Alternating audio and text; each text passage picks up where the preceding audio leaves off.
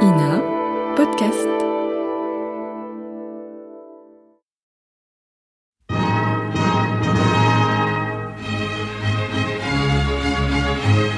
Bon baiser de partout.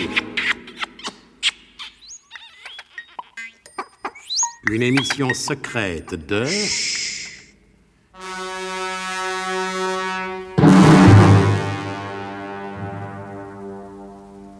Donc, Nicolas Lorwadek a revu la belle comtesse Wanda Volkamilkevitch et celle-ci a fait semblant de ne pas le reconnaître.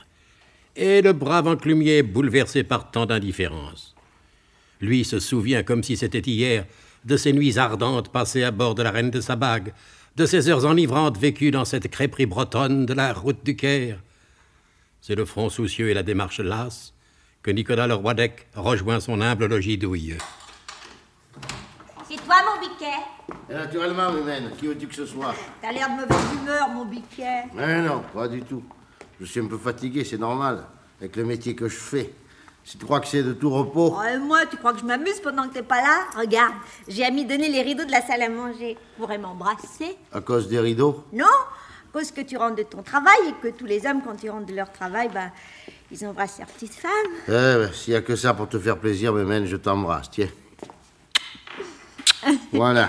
Voilà, où sont mes pantoufles? Justement, ce soir, je voulais te demander si on pouvait pas aller au cinéma. Il joue un drôle de film d'espionnage, ça pourrait te donner des idées. Il se trouve que mes idées sur l'espionnage ne sont pas les mêmes que celles des cinéastes. Oh, elle joue pas les blasés, je t'en prie. La concierge, elle a été le voir, le film. Il paraît que c'est formidable. Puis je te connais, mon gaillard, il y a des filles drôlement bien roulées là-dedans. Ne me parle pas des bonnes femmes dans le renseignement, Et surtout pas les femmes du monde. Qu'est-ce que tu veux dire, mon biquet? Rien de plus que ce que je viens de dire. Ouais, mais moi, je te connais, mon bonhomme. Qu'est-ce que c'est que cette allusion aux femmes du monde, Qu'est-ce que ça cache? Mais ça cache rien, mon petit oiseau des îles. Ça veut dire tout simplement que j'aime pas ces films où les femmes du monde jouent les espionnes. Le renseignement, c'est pas un métier d'amateur. On n'a pas besoin de femmes du monde. Ouais. Je m'en ficherai, moi, des femmes du monde. Bref, tu veux pas aller au cinéma? Non, Mimène. Du cinéma, j'en ai eu toute la journée. En effet, t'as l'air bien fatigué. Dis-moi, mon bonhomme, est-ce que par hasard... tu vois ce que je veux dire? Moi, pas du tout. Tu fais exactement la même tête qu'il y a 3 ans au Tréport quand j'étais malade, que j'avais mes coups de soleil et que t'en profitais pour sortir avec cette grande bringue. Alors ça y est, tu vois ce que je veux dire maintenant, Mimène, je te jure que je suis pas allé au Tréport cet après-midi. C'est moralement que je suis fatigué. Une fatigue plus lourde encore que celle que j'avais quand je me promenais dans les rues de Paris avec mes 2 valises pleines d'enclumes. C'était de la fatigue, mais de la fatigue saine, de la fatigue athlétique. Tandis que ce soir... je voudrais bien te l'expliquer, mais je ne le peux pas. Prends un verre de grenache, ça te remontera. Tu es brave, Mimène. Tu fais ce que tu peux, je reconnais, mais le grenache, tu sais, il n'y pourra rien.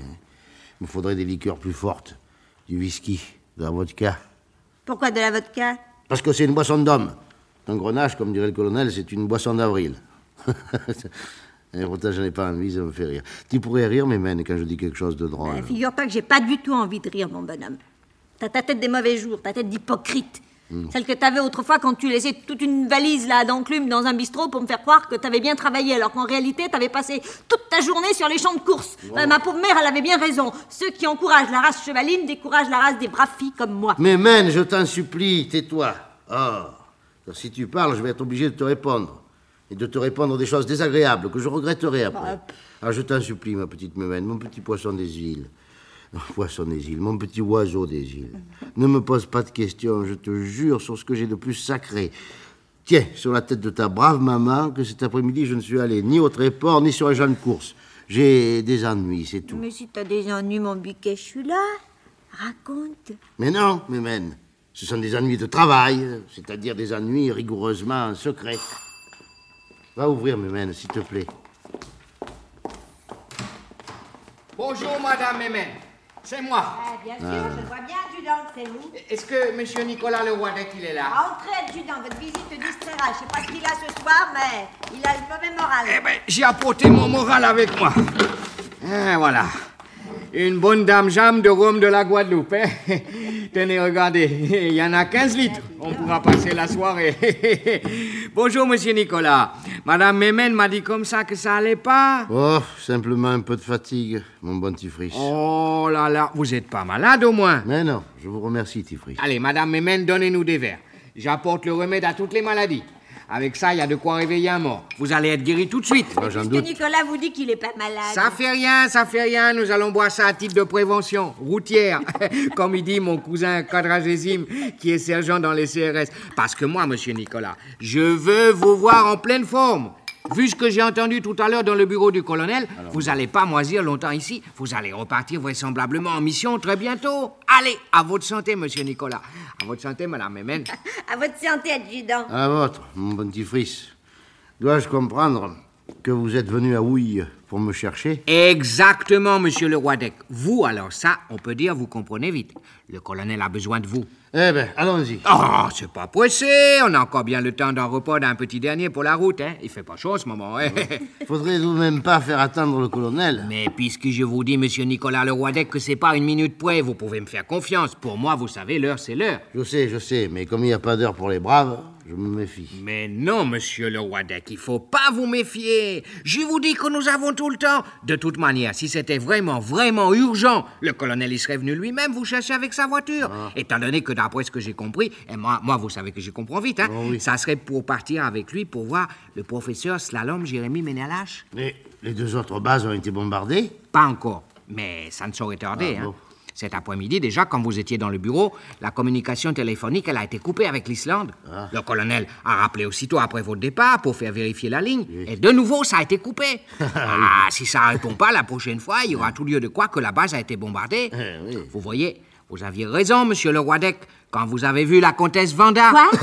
Encore un petit coup de rhum, adjudant. Vraiment, il n'y a pas à dire, hein, le rhum de la Guadeloupe, ça peut vraiment pas se comparer à un autre rhum. C'est pas possible. Il est vraiment bien supérieur à tous les rhums de la Martinique, Oui, le mais- rhum de la Réunion, Oui, n'est-ce pas? Hein? Non, mais n'en parlons plus. Non, monsieur. mais c'est pas du rhum que je voulais vous parler, monsieur Nicolas, Je c'était sais, de la... je sais, mais moi, j'aime bien vous entendre parler du rhum. C'est vrai, personne ne sait parler du rhum comme vous, mon bon Tifris. Non, je mais- vous en prie, je vous en conjure, je vous Parce en que supplie. je Allez, vous- parlez-moi du rhum. Allez, je vous voulais je vous laisserai dire- jamais, je me lasserai jamais de vous entendre parler du rhum, surtout du rhum de la Guadeloupe. Non, mais si alors, ça vous monsieur- fait plaisir, ça fait rien. Parlez-nous du rhum de la Martinique ou celui de Bercy. C'était parce que... Aïe, oh Merci beaucoup, comme dirait le colonel. Mais alors, vous m'avez fait mal en m'envoyant votre pied dans la cheville. alors. mais- Si, mon bonhomme, t'as revu la comtesse Vanda. Et moi, Mémène, mais qui a parlé de la comtesse Vanda ici? Et l'adjudant Tifris, j'ai très bien entendu. Adjudant, s'il vous plaît, voulez-vous redire ce que vous avez dit?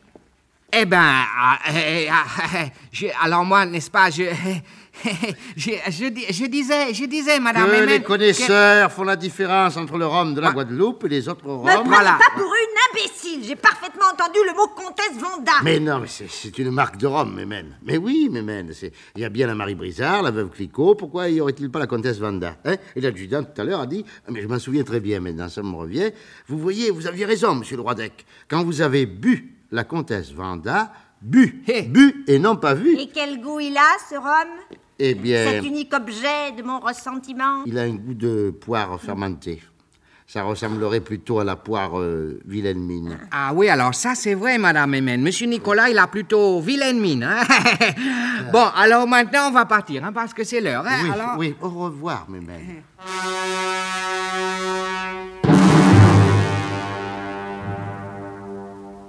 La délicieuse Mémène sera-t-elle dupe? Que penserait la comtesse Vanda si elle savait que Nicolas la comparait à une poire? Les deux fausses bases secrètes ont-elles déjà été bombardées par le mystérieux rayon qui démonte le temps? Vous l'apprendrez, selon toute vraisemblance, au cours des prochains épisodes de notre grand feuilleton d'espionnage et de boissons alcoolisées, Bon baiser de partout. C'était Bon baiser de partout. Une émission secrète de... Pierre Dac et Louis Rognoni. Avec Anne Capril, Claude Dasset, Paul Prébois, Alain Roland. Décryptage et mise en code, Jean-Wilfried Garrett.